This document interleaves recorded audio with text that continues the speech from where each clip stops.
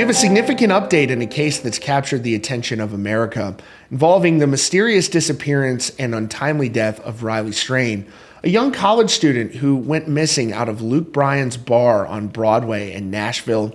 He was visiting with his friends before being kicked out of the bar. From there, he disappeared, and there was a massive search to locate him. And a couple of weeks later, tragically, he was found deceased in a nearby river. Now, his family has understandably raised a number of questions about this, wondering whether or not there might have been some foul play involved. Investigators have said, though, that there isn't any foul play involved according to their findings.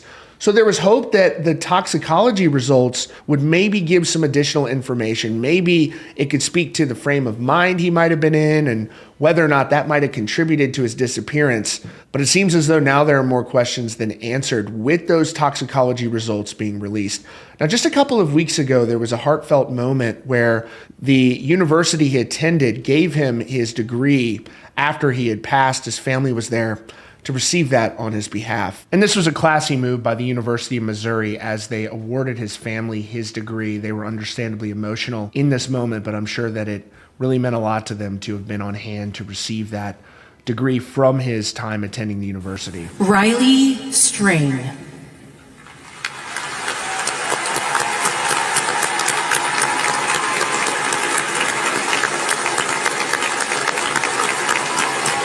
Standing ovation there.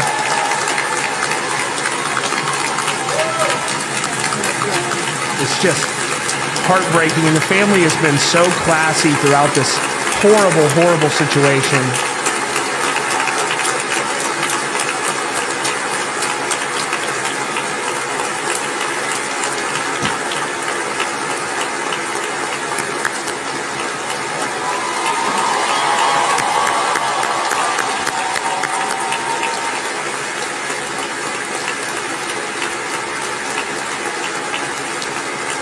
Just so heartbreaking. And so, as I mentioned, Riley Strain was kicked out of Luke Bryan's bar, which was run by TC Restaurant Group. You'll also recall them because they've been dealing with the situation.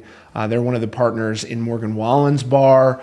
So they run really good establishments here. They're very professional. And so this is what they said at the time about Riley Strain's disappearance from that establishment. They say he was only served 2 drinks there. And this is the statement. They wrote, "In our effort to help the Nashville Metro Police Department's missing person investigation of Riley Strain, we proactively provided detailed information quickly after his visit to our business on March 8th.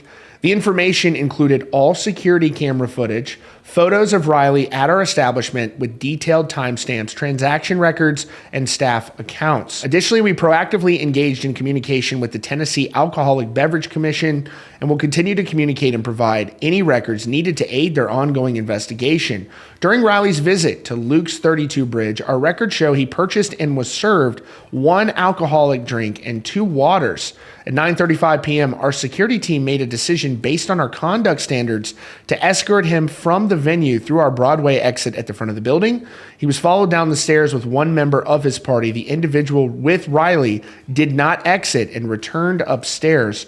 Our prayers continue to be with Riley's friends and family during this difficult time and for his safe return." Now, what's interesting about that is it says that they turned over all of the surveillance footage to police there. So when they say he was served just 1 or 2 alcoholic beverages, does that also show that that's all he consumed on their surveillance cameras? I'm sure that they have really good surveillance cameras there, and that is probably the due diligence that they've done.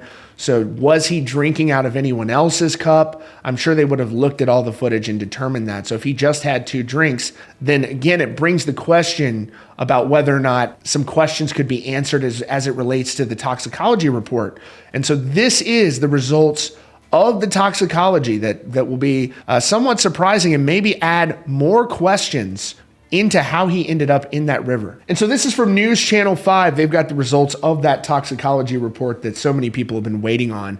in this high-profile case. It says, Metro Police pulled Riley's body from the Cumberland River more than 2 months ago, and they've been waiting for those full autopsy results. And so the questions are, how exactly did he pass away? Was there foul play? And indications now are that what happened was an accidental drowning. It says, we know that 22-year-old University of Missouri student's body was found in the Cumberland River 2 weeks later, and the Metro Police Chief, John Drake, said preliminary indicate that it was a horrible accident, but there were some real odd circumstances, he had to say the least. His wallet was missing and his bank card was found on the side of the water. His body was recovered without pants or boots. So questions remained about that cause of death. So they were hoping that this toxicology report would give more answers. And so News Channel 5 in Nashville has learned that the toxicology results are back. And to go with the completed autopsy, all indicators are what happened was an accidental death and drowning. No evidence of trauma or that Strain had been drugged, and no sign he was the victim of a crime. This is a horrible tragedy, but no criminal wrongdoing. The medical examiner did just receive some new information and is finalizing the official autopsy report, which is expected to be made public soon. No surprises are expected, though, and the case can always be reopened if any sign of foul play emerges. There's nothing to stop the DA if there's new evidence that comes to light, the medical examiner said. And when the full autopsy is complete, it'll be sent to the DA for review, and no criminal investigation is expected. Now, Riley Strain's family, again, they're not giving up. They're still seeking answers. They've ordered a separate autopsy and have had a private investigator look into the circumstances. So what's interesting about all of this is Riley Strain, who had really never been in trouble before, gets removed from Luke Bryan's bar.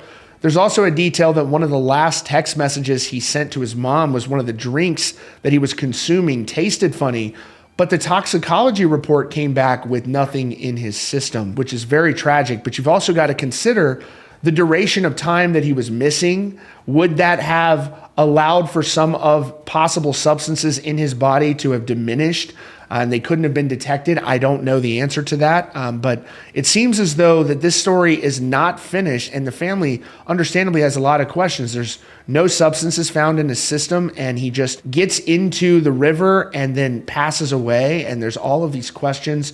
It's just an unusual case, and unusual things do happen. And so the investigators, who are surely trying to find the correct answer in this case, feel as though there is no foul play, but the family continues to press on, and we send our thoughts and prayers out to them. And such a horrible situation for them to be in, and they've handled this entire situation with so much class and grace, considering the terrible circumstances. So we will continue to pray for them. And that is your latest update here at CountryCast. Be sure to subscribe for the latest news and updates.